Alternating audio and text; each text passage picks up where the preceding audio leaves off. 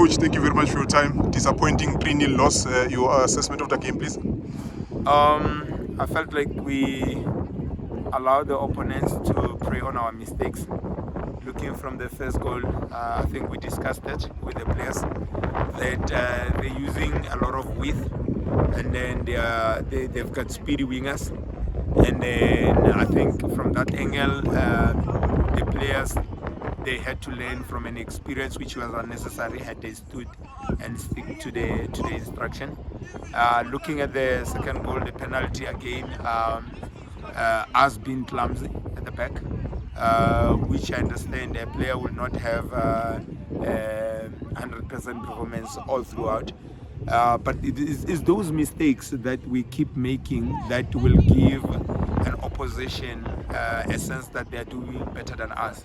But with all honesty, for me, I don't think we deserve to lose the game. But again, we go back to the drawing board, and then we're going to focus on our strength.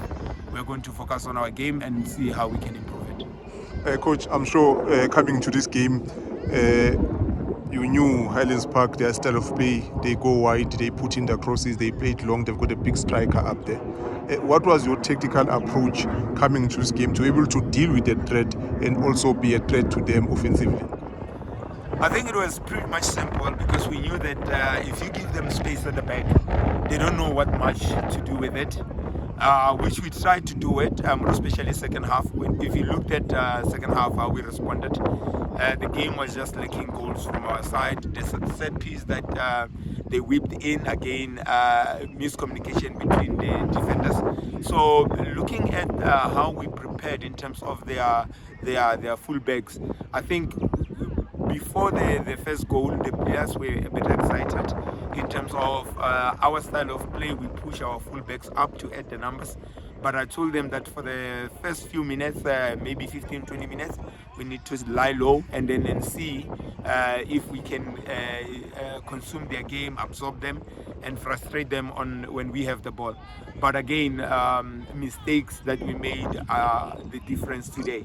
Not because they played a better football. I think the mistakes that we made, it made us a second team today, second best. But again, I say those things are things that we are going to focus on and we are going to improve on. And once we hit our ground running, I think we will bring the results. Coach, talking about results, it doesn't look good right now.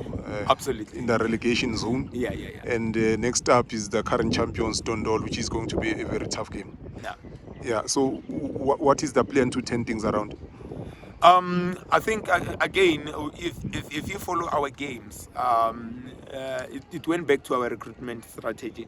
We went to SAB, we took a lot of bunch of players there, we went to Super League, and then we're trying to expose the talent from the South Africa in terms of what we have. But again, we have to pay school fees in terms of them getting that experience.